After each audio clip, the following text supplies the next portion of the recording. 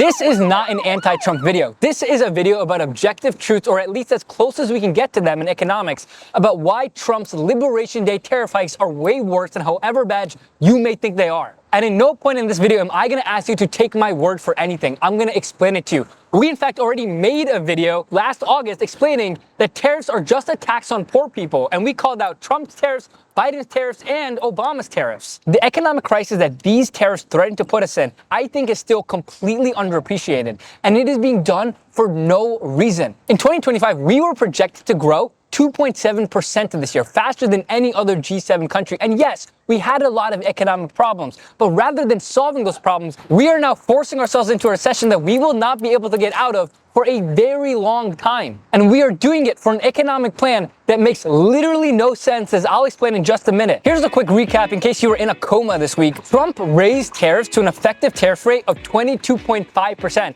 That is the highest it has been since 1909 and among the highest of any country in the world. It is a $880 billion tax increase on American businesses that will pay that tax when they import goods into this country. And my first point in this video is that given the magnitude of this policy, it was clearly not thought out whatsoever. The tariff rate that we are charging other countries was determined by taking the tariff rate that they charge us, cutting it in half, and then charging it right back, which seems to make sense. The White House released this complicated looking equation to explain how they came up with their tariff calculations, except this equation is meaningless. This equation is literally made up to make it look like they were doing some kind of Einstein level calculation. In reality, the way they came up with these tariff rates was taking the trade deficit we have with these countries and then dividing it by the total imports we get from that country. So the trade deficit we have with the EU is 235.8 billion.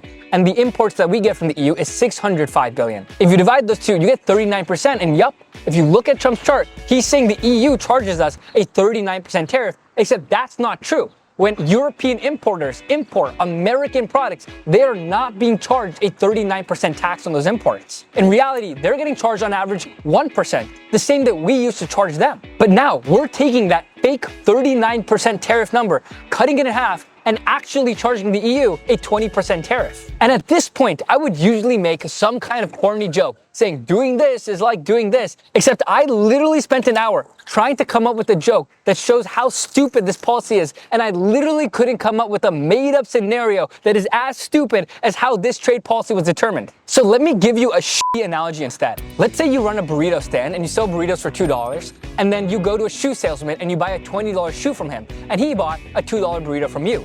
Your trade deficit with the shoe salesman is $20 minus $2, $18. And because your imports from the shoe salesman is $20, you would take that 18 divided by 20 and get a tariff of 90%. That's like saying to the shoe salesman that he just charged you a 90% tax, and then the next day when he comes back to buy another burrito from you, charging him a 45% tax because of the way he treated you. And if that seems ridiculous, that's because it is, and it's literally how the Liberation Day tariff policies were determined. Trump even put a tariff on an island that is solely inhabited by penguins. And here at A Show About the News, we got exclusive reactions from those penguins. It doesn't make any sense! Something has got to give! Now, in the days after Liberation Day, Trump's team has tried to justify this by saying that trade deficits are inherently bad for our economy, so we need to use tariffs to reduce our trade deficit. To which I'll say, that's fine. At least make that argument up front, and we will have that conversation in just a minute. But instead, for the White House to use made-up math equations, to make up tariff rates, to justify very real,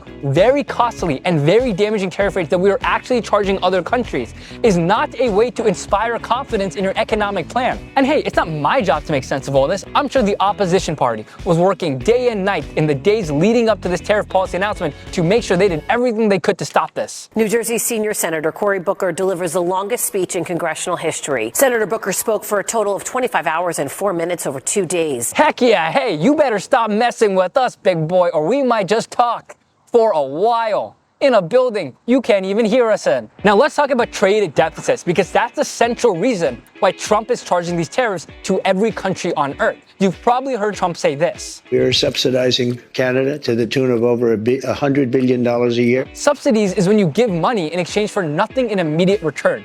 trade deficits is just exports minus imports. And in trade, each side of the ledger is balanced. So if exports are $10, we sold $10 of good and got $10 of cash. If imports are $8, we bought $8 of good and gave $8 in cash. Trade deficits is when we import more than we export, which makes it seem like we're buying more than we can afford. In reality, America's largest imports are things we use to build other things. It's just a part of the global supply chain. So taking trade deficits and dividing it by trade volume or imports doesn't actually show you anything meaningful at all. But let's talk about it anyway. In the last few days, Treasury Secretary Bessent has been going around the media arguing that America's trade deficit has plummeted in recent decades, and he is right about that. In fact, this chart does look very concerning. The crisis that he points to justify tariffs is our hollowed manufacturing base. Except US manufacturing is higher now than it was in any point in the 20th century. The US is still the world's second largest manufacturer. It's just that our manufacturing plants are now full of robots and automated processes, which is why manufacturing employment keeps going down even though manufacturing output keeps going up. And if tariffs cause us to build more plants, these are the types of plants that we will be building. But let's focus again on the trade deficit, because jobs going overseas is not what causes the trade deficit. Instead, foreign direct investment, how much money other countries invest into America, is almost always exactly equal to the dollar to the size of our trade deficit. Look, a lot of people have criticized Trump's tariffs in the last few days, but rarely have they actually taken the time to explain to you this fundamental relationship. So hear me out. As foreigners buy more dollars so they can invest in our companies and assets, the demand for the dollar appreciates and the dollar becomes relatively more expensive compared to the rest of the world's currencies. This causes our exports to become relatively more expensive and our imports to become relatively cheaper. This isn't inherently good or bad, it just is. And this causes our imports to go up and our exports to go down, thus causing a trade deficit nearly identical to the size of foreign direct investment. So when you saw our trade deficit grow in the 70s, what also happened at that time?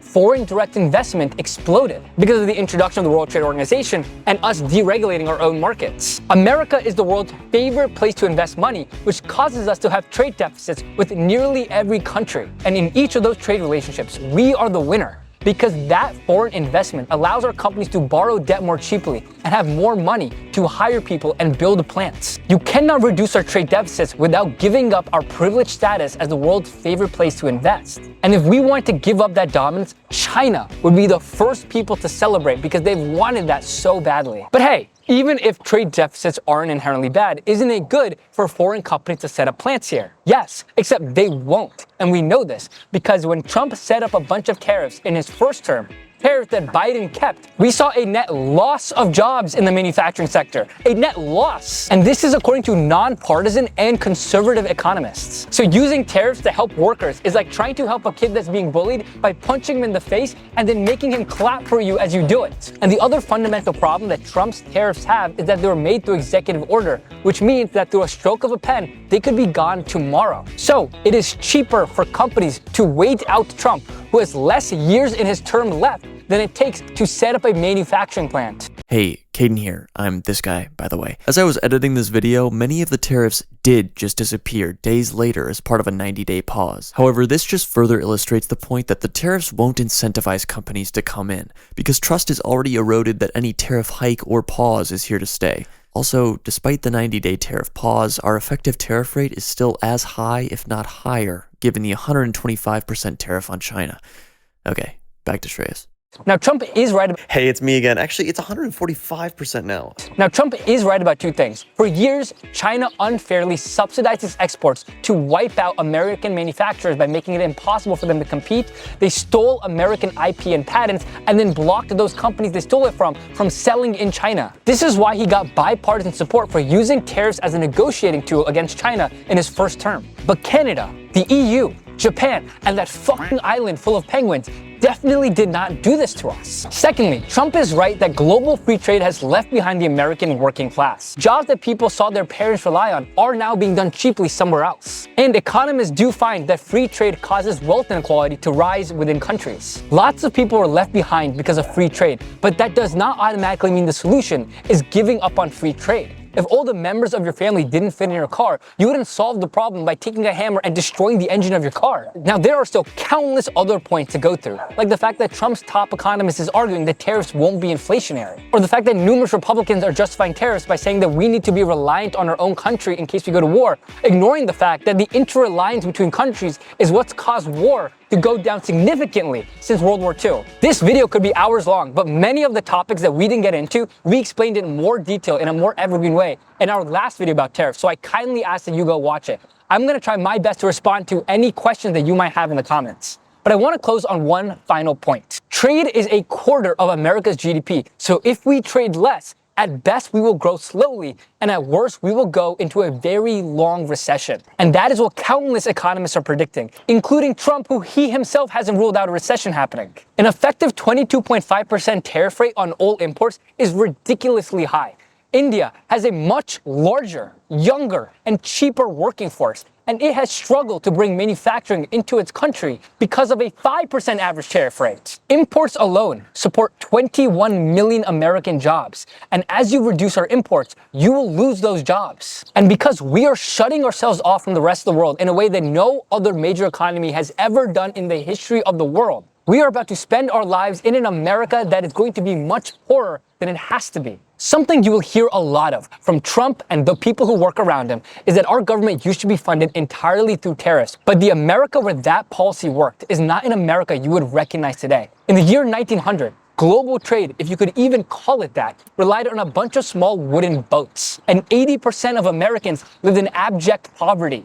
Today, the iPhone that you have in your pocket travels 500,000 miles through assembly plants across the world to be built. Back then, you'd be lucky to buy one luxurious European sweater to die in when you're 40. Because of free trade, the world is getting richer faster. In the year 1990, 1 out of 3 people in the world used to live in extreme poverty, and now just 8% do. And that's just in our lifetimes. The prosperity that we have seen over the last 100 years is a complete break of history, which saw for millions of years, 99% of humans live in extremely harsh, impoverished conditions. And the prosperity that we saw was not an inevitable part of history. It was a deliberate choice done by taking advantage of basic Econ 101 principles. And by rejecting those basic principles, you cannot take for granted that prosperity or innovation will continue at all. And in a country that doesn't grow much, promotions are harder to come by. Pay bumps don't happen as often. If you lose your job, it's harder to find a new one. College graduates will spend much more time unemployed before they can find a job that they're probably still overqualified for. You will have to take every single dream you have with your career, with the size of the house you want, how many vacations you want to take, how many kids you want to have. And you will sacrifice on those dreams for the greater cause of nothing. Food for thought.